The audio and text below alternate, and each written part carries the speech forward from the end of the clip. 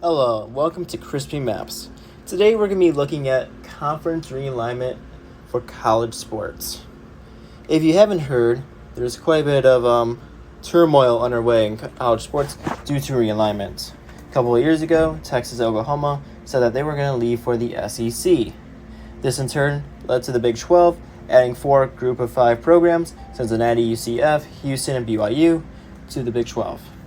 And then basically the entirety of the Pac-12 dissolved, with USC, UCLA first leaving to the Big Ten, and then the next year everybody else pretty much left, with Washington and Oregon going to the Big 12, Colorado, Arizona State, and Utah going to the Big 12. And you also got Stanford and Cal Berkeley going to the ACC with SMU, leaving Wazoo and Oregon State in the dust. So I'm going to take a very analytical approach at which college teams are most likely going to make the jump from a Group of 5 to Power 5. I'm also going to look at all the schools in the ACC in the case that the ACC does collapse. So those are the two scenarios that we're looking at. ACC does not collapse, ACC does collapse. I don't think the ACC will. I think they saved their butts with adding Stanford, Cal Berkeley, and SMU. But that might just be me. Alright, let's jump right into this. Alright, so if you've seen my other video doing NFL teams, this is very similar to that, although I do have different ways of measuring areas are good for expansion or not. So this is the college football equation version of this. So the first part of this is revenue. How much is the revenue coming from each college football program? So I get that amount and divide that by 5 million. And then any remainder of that amount gets rounded up to the next whole value. So let's say a team makes 21 million in revenue. I divide that by 5 million to get just a little bit over 4, but there's a little bit they'll be relevant. So let's say they're in a small area, they're near a bunch of other huge universities, and they have a lot of competition, and they pale comparison to a lot of their neighbors. They get 1 point. But if they have access to a huge TV market with little to no competition, then they get 4 points. And then I got some stuff in the middle as well, all for you to see. Next part is actual team success. So I take the number of wins between 2018 and 2022, and I divide that by 5. And just like before, any remainder gets rounded up to the next value. So if they won 27 games, that's a score of 6. Again, all these metrics aren't perfect in measuring how large a program is or how ready they are to move up to power status. But with a mix of these, I can make a somewhat accurate assumption of this. Again, there's problems with each and every single one of these. They could just be a huge program and they haven't had any success recently. Or they could have a bunch of revenue and not a lot of stuff coming back. They have a lot of attendance just because they have a decent-sized stadium. And again, also, if they have a decent-sized stadium, then they're looking to be at that power status anyway. There's several different factors with this, and way too many factors that I could really go on, and too few websites that actually measure each of the FBS programs in the metric. You get top 10 or whatever, or you get maybe sometimes even all the Power 5 stuff. There's not a lot of stuff that measures all FBS schools. So it's a little hard to kind of find that, I guess. So part 5 is the bonus round. So before all that was going towards football, and football isn't the only thing that matters, but it's 95% what matters. If they're moving to a conference, usually it's for football. So, but basketball is important too, so I award 0 to 3 extra points based on how relevant their basketball program is. And then for other sports like baseball, hockey, or Olympic sports, they get tier 2 points if they have relevant programs there. And also, they get a historical point if they were like once a power program, because history does matter a little bit, a teeny tiny bit. So I decided to award that extra point. For example, I'm going to put up UConn. I'll mention UConn later, quite a few times actually, but their football program was pretty pitiful, but their basketball program is pretty decent. So I'd honestly probably like move them. They'd be like the one team that might like move up a couple of spots, really just because of their basketball program and how relevant it is. But at the same time, football is king. And if your football program is not going to match the standards, you're probably not going to be able to move up to that power status. So I have two rankings. If the AC does collapse in the near future, which I have all group of 5 teams that are not slated to join the AC, as well as Oregon State and Washington State. I added those up there as well. And I don't really consider them group 5 teams really just yet. I mean, it's kind of weird to consider them as that. So I'm saying all group of 5 teams and those 2 different colleges. And then if the ACC does collapse in the near future, I'm going to include like a separate rankings of just the ACC, including the new team that just joined, to see how they would fare. And there's a couple of colleges that probably wouldn't do well if the ACC did collapse. And there's also academic prowess. Obviously, this really only applies to the Big Ten. SEC schools aren't really that academically high. I mean, Big 12 doesn't care too much. Big 10's the only people that really care. And honestly, most of the schools they'd be taking in would not be group of 5 teams. I'm going to be honest. Like, the only people that might take teams in is the ACC if they continue surviving, and the Big 12. SEC, Big 10 are not going to be taking in group of 5 teams in the first place. And again, this would matter if the ACC did collapse and Big 10 decided to poach the ACC a little bit. And then they would probably be taking one of these 4 teams below. And I know the Big 10 didn't take Cal, Berkeley, or Stanford this time, but later down the road they might. And also Duke or Virginia would also be huge academic schools that might matter to the Big 10 in the case that the ACC did collapse. But of all the group of 5 teams that are not in the ACC, there isn't really any that has that academic level to really appease anybody. So I didn't really even count academics. It doesn't really matter. All right, let's go and see what the results are. All right, so here is the spreadsheet that I made. It may be a little hard to read, but let me explain it. All right, so here are all the schools I have that could possibly jump from group of 5 to power 5. This is not all of them. I actually have 3 more down there. I just didn't have enough room as I just started coming up with more and more and more of them. I don't have every group of 5 on here. That's not realistic. I just have all the group of 5 schools that really have a chance to jump to that next level. And some are huge reaches. Let me remind you. All right, so first off, we got Colorado State. Now, I didn't really think of them as true contenders, but their sports revenue is more than the rest of the group of 5 and even some power 5s. So I put them on there for that. Essentially, the first thing I did was get all the group of 5s with a sports revenue that is $15 million or greater. So that includes Colorado State, Temple, Boise State, San Diego State, Liberty, South Florida, UConn, Fresno State, Memphis, Wyoming, Coastal Carolina.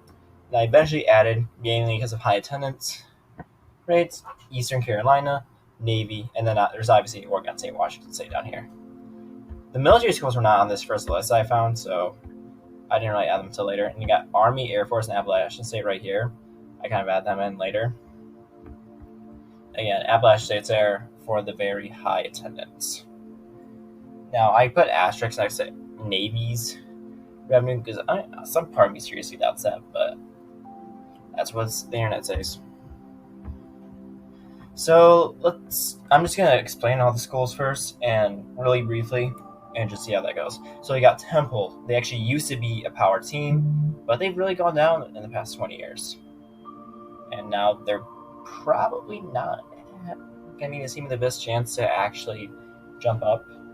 You'll see all of this later.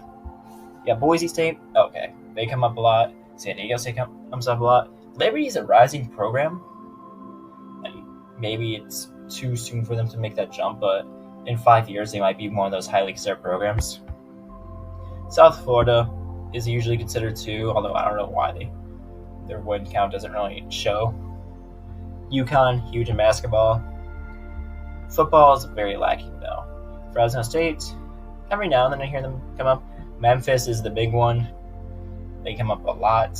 I'm honestly surprised that ACC chose SMU and didn't even consider Memphis, but that's just me. Wyoming is on there too. You got Coastal Carolina. Eastern Carolina is a reach. Same thing, Coastal kind of. All the Sunbelt schools are kind of reaches.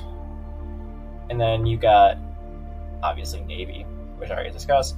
And then you got the two prior Pac-12 schools that were kind of demoted. Although I still consider them power teams. Got the ACC right there. I don't really need to explain to everybody. And here's their recent additions: Stanford, UC Berkeley, and SMU. Feels weird calling SMU power school, but they are now. Got Army and Air Force. All right. And they got Appalachian State. So I add them in last second. Again, Appalachian State is also probably a reach, but they have really high attendance rates, as you can see right there. Again, row B is their football revenue. Row C is their average attendance over the last 5 years. Now here, and row D is just me kind of explaining about row C. And for the metro area, here's like the metro areas of the respective metros. It kind of goes into the regional relevance score, which I ended up flipping to get more points. Initially, one was going to be the most regional relevance, but I wanted to turn that into points, so I just flipped it around. And basically, row E determines row F, which in turn determines row G. As you can see right there. A good one is SMU. SMU's in the Dallas metro area. It's probably why they got the really promotion to the ACC, mainly because they have access to that Dallas metro area. That's just one example. Same thing Georgia Tech. That's probably the one reason why they're so power program, is because they have access to Atlanta. Although I would argue that most people there just rather would choose Georgia proper.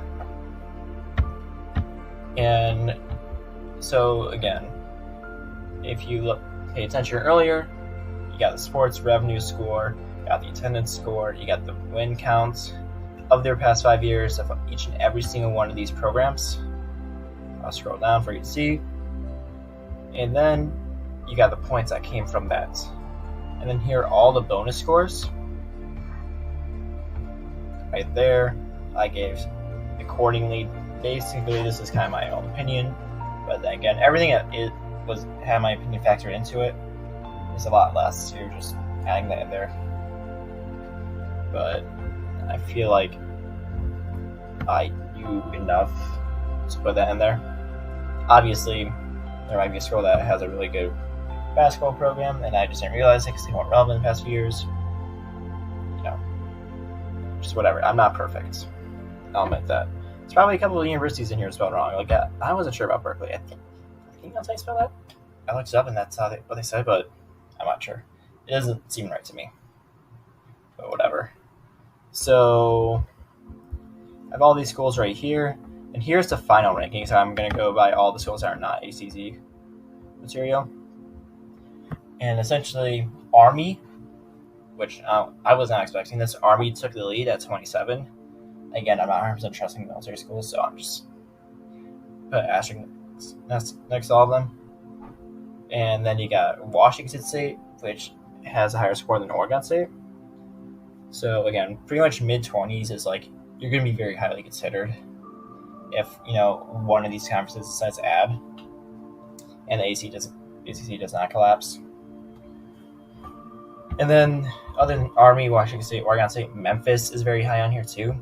Nobody was expecting that, You got Air Force, you got Boise, San Diego State.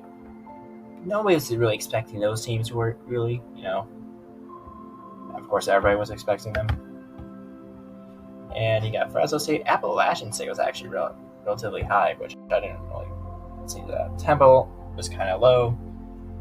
They're a reach. They're kind of declining. And then you got UConn, which I think should be actually a few spots higher because of their basketball program. But at the same time, again, their football really disappoints. You got Coastal, Colorado, Wyoming being kind of reaches. Wyoming, though, does have the entire state at Wyoming with them. And there's only one other major school in Colorado, so that's why Air Force and Colorado State can really be so high. I mean, Air Force has the Colorado Springs area, so something to consider. Same thing with Oregon State, Washington State, of course, but again, these are going to be the largest power group of 5 for a while until another school decides to bear the inconvenience and pick them up. And now here's the ACC ranks. Obviously, the highest score of the group of 5 was 27. With the ACC, Clemson has a really high score of 45. They have a ton of wins in football, a ton of revenue coming from football, really high attendance coming from football. Florida State's not far behind. So again, I think these teams are actually going to leave the ACC for either the SEC or Big Ten. Just saying. But in the case the ACC did collapse, they would almost certainly right off the bat go into a larger conference. I mean, if the ACC did collapse, they would probably start it. And pretty much any team over 40, I think, is guaranteed to really go to a larger conference in the case that the ACC does collapse. So you got North Carolina at 36, NC State at 36, Miami at 36, Virginia at 33, Duke at 32, Pittsburgh at 32, Virginia Tech at 31, Syracuse at 30. All these schools, I think, are pretty much guaranteed to go to a larger conference in the case that the ACC collapses. Now, you got some smaller schools down here that might not be as noteworthy and might not kind of be screwed if the ACC collapses. Stanford and UC Berkeley, honestly, their academics kind of hold them up, so maybe echo points. I know I said that it's pretty much irrelevant, but with these two schools, probably the exception. Louisville, I was kind of surprised to see them that this low, but although they could also just surprise everybody and, find somebody immediately, which I think would happen. I think Louisville's pretty safe, honestly. And here's the schools that I don't think would be so lucky. You got Boston College, SMU, Wake Forest, and Georgia Tech. SMU was not the highest group of 5 school. I think they were relatively conveniently located. They're not far out like Boise or San Diego State, which kind of made them a little bit better targets. Again, Memphis, I feel like, could really go up to a power status if they wanted to. They have that Memphis area, they have a good fan base. Realistically, if I were to say the group of 5 program that is most likely to jump, it would be Memphis. Although they don't have the highest score on here, I think they are the most likely. Washington State, Oregon State are far out there. It might be a minute before they go back up, if they do at all, which I think they will eventually. But eventually it can be 10 years or 15 years. Same thing with Army. I don't know about Army. Just something about Army feels like they're just going to say it's a group of 5. And yes, that's pretty much it. I also got references down here for all my information that I got, if you really want to look at it. And if you're really still watching, please consider subscribing. It'd mean a lot. Thank you very much, and stay crispy.